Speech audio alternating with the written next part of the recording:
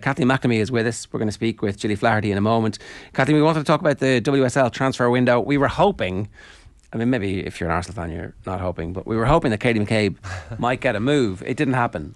Yeah, that was a very stressful 24 hours in Kathleen's life. It went from Katie McCabe might be leaving Arsenal to we might be signing Alessia Russo, and I was like, I don't know how I'm supposed to feel like this. Throw in Arsenal signing flipping Jorginho in the middle of it all as well, and it was a roller coaster. I don't think that Katie leaving Arsenal is necessarily to go to Chelsea is a great move, and I'm not just saying that as someone who supports the club. I think Chelsea is an interesting squad. It's very packed already. She hasn't been playing as much at Arsenal the last couple of games, and I don't know, was this like a little bit of a shot in the arm to Jonas Eidevall saying, you know, I could leave and then you are very much struggling. But even the money that was being talked about, like, I think she's worth a lot more than that and could have gone for a lot more than that. So if you listen to this week's episode of Koi Gig, Emma Byrne did a bit of sleuthing, and it seemed to be that it was never really on the cards, that maybe there was a bit of chat and a bit of questioning over it, but I don't think it was actually going to happen. Chelsea mind games?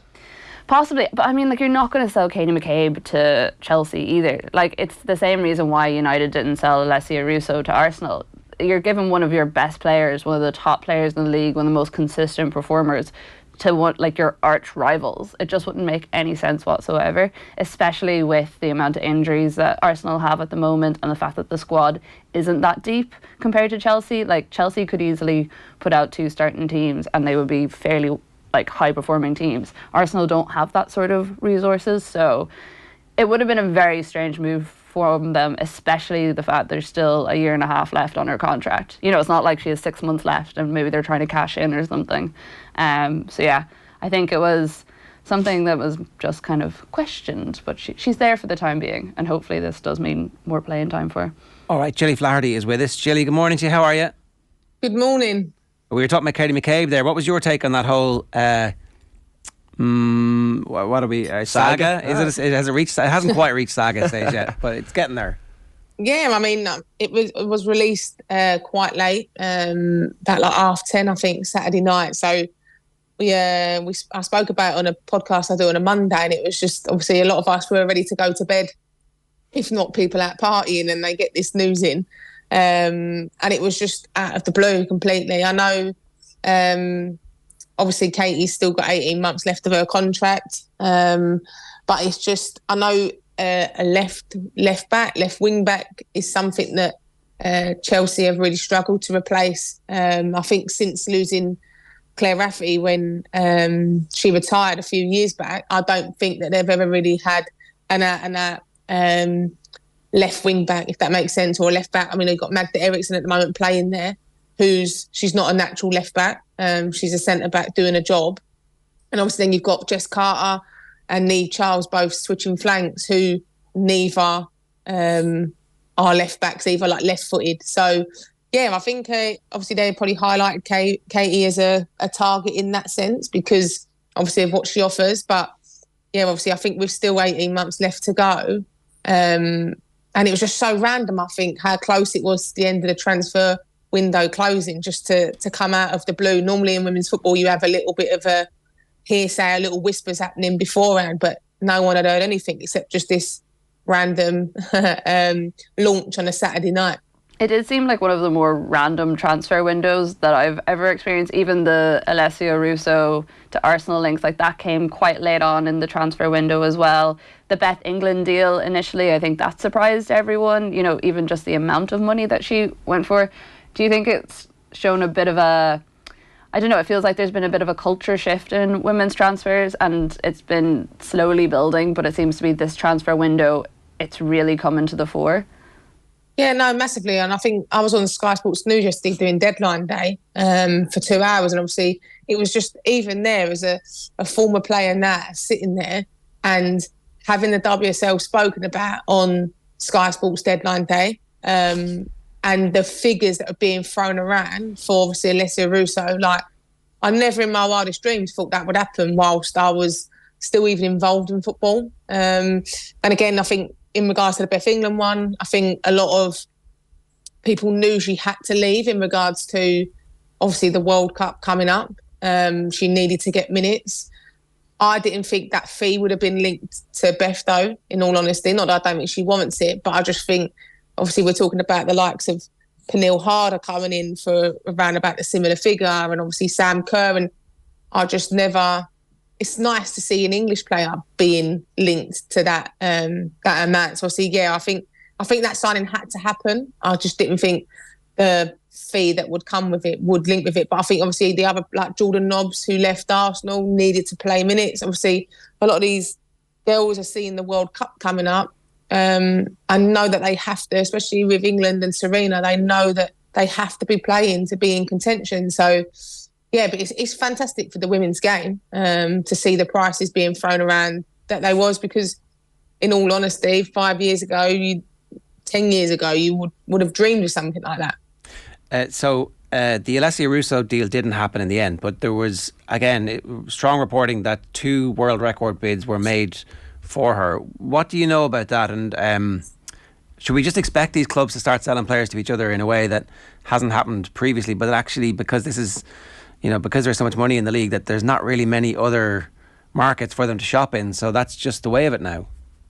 Yeah, like I was sitting talking about it last night, and I just said it's a catch-22 situation really for Man United, because they could, obviously Alessia's out of contract in 6 months' time, so they could lose her for free. So they have had offers of contracts, and they've had negotiations, and they haven't got anywhere. So I know they're probably hoping to keep hold of her to get into the Champions League this year, which is obviously something that they've targeted the last few seasons and fell short. Obviously they're doing really well at the moment in the league, and obviously unless that drastically happens, it'd be tough for them to lose out on Champions League. But you're being offered, I heard that the final figure was around 500,000 mark for a player. You're taking the risk that you're hoping and banking on that you's qualifying for Champions League is going to be enough to keep Alessia. If not, and she does go, then you've got to really take the hit of the 500,000, but then probably hoping that with getting into Champions League, that's a big enough attraction to bring players in if Alessia does go. So I think it's a difficult one for Man United. I said yesterday on Sky that me as a player, if I'm in that dressing room and we're going for Champions League and we're at the top of the table and we're having a fantastic season, and the club then go and sell our number one striker, for me, I'm looking at that and thinking, well, what's your ambitions? If this is where we're at now and you still would consider selling her, you either got to bring in a replacement, or you're just telling us really that you're hoping that what we've done is enough, and that, not saying that the rest of the Man United players aren't good enough to get him into the Champions League, but Alessia Russo is their number 9. She's their main player. Again, the link of 500,000 to an English player as well, and I just said I don't know why another top English player, a club would sell to another club. Obviously, Man United sell Alessia Russo to a direct rival of Arsenal. Arsenal obviously below them at the moment, but they're battling in with each other. So you basically just feeding another team to be successful. But I think obviously the difficult point yesterday was the fact of Alessia's only got 6 months left of her contract. It is more awkward as well, Gilly, mid-season. Like in January, I know yourself and Katie Chapman moved from Arsenal to Chelsea in January, I think it was as well. But it makes it more awkward for the big clubs when you're selling right in the middle of a season, especially when you're going for the title against that club. Yeah, and obviously when me and Katie left, obviously we was in a different league. So we went in the January, but obviously we was in the summer league. So I personally would never... I'd find that quite hard to leave a club, I think, mid-season anyway. But yeah, it is. It's like it's normally the January transfer window is really quiet for women's football. I said normally in this window you'll get a lot of free contracts or free agents. Like you get a lot of players from the Scandinavian league come over because they're out of season, so it's their end of season, and then you'll tend to get American players come over because the NWSL is just starting back up now, but that ends at the end of obviously like October, November time. So then normally players who are coming in January get through then. So normally you don't rarely see really an English player to another English, or an English club sell to another English club. But obviously there's been quite a lot of movement this window, and I just think it's exciting for the women's game. Like obviously we know that there's going to be a lot of transfers that happen at the end of the season. But yeah, I think obviously for it to happen in January, and the men's football have it, the buzz and that of the January transfer window, and it was nice to be a part of it yesterday with the women. Yeah, I was away for the last couple of days and like not checking my phone or Twitter or anything for all the final deadlines, which is why some of these like the Russo McCabe ones came like such a shock to me. But it was so nice. I was sitting in a pub and like Sky Sports deadline day was on and I could just follow everything that was happening. Like that was how I was being updated by about the transfers, and like whenever the Russo thing fell through, they went with like a big breaking news, and it was just so nice being like, this is the normal now. It doesn't actually make a big difference, you know. We can report on these things equally and it's not taken away from either side. And even having people like yourself on it as well, Gilly, it was great. For you, what was the smartest signing of this transfer window? Like, I think Aston Villa have done particularly well with some of the signings they've brought in.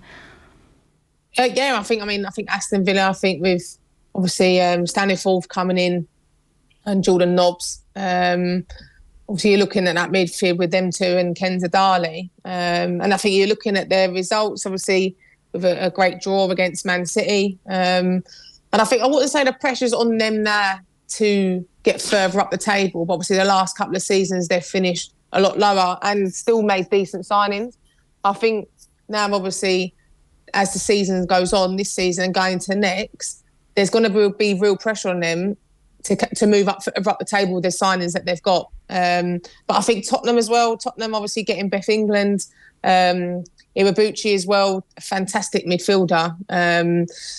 Again, two great signings. For me, with Tottenham, though, I worry more defensively. Not that I say I don't think their defence is good enough, but I just think sometimes teams want to strengthen to move further up the table and sign forwards and sign midfielders, but don't necessarily look at their back line and strengthening that. So, I think obviously that side, I think obviously Liverpool getting Tash Dowie yesterday on loan.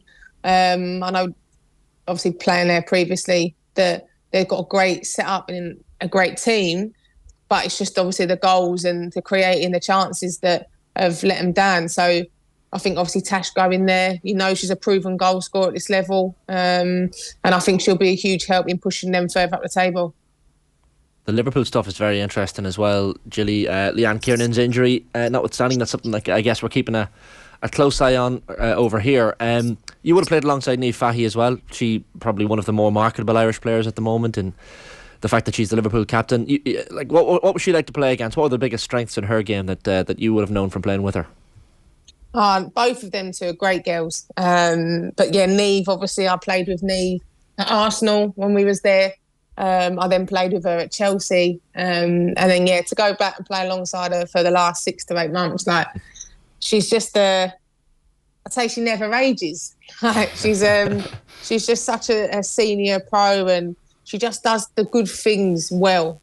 She's not, I think obviously she understands coming back up to this league, the quickness of it, the way the league has changed, obviously, since being down in the Championship with Liverpool. But she's just so clever. She's in the right places at the right time. She keeps it simple. She leads the team well. Centre forwards can't cope with it because she gets so tight to them and don't give them the respect and let them turn.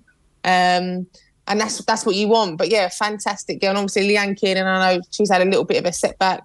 But again, she's going to be huge both for Liverpool and for Ireland going forward. So the quicker she can get herself sorted and get back onto the pitch, the better it'll be for everybody. We're here in February for that. Is that right? Is that what you're hearing? Yeah. That would be good. I think so. Plenty of time to bang in some goals in advance of the World Cup. And just get up to match fitness again as well, which would be great. Sorry, go on, Kathleen. No, I was just going to ask you a little bit about, we obviously saw yesterday that Liverpool are interested in buying back Melwood after selling it in the first place. And I know Matt Beard has talked a lot about, there was some questions over why the women didn't just join in on the new men's training ground. But he said very specifically that they wanted somewhere separate, especially so that they could house academy and under 21 players.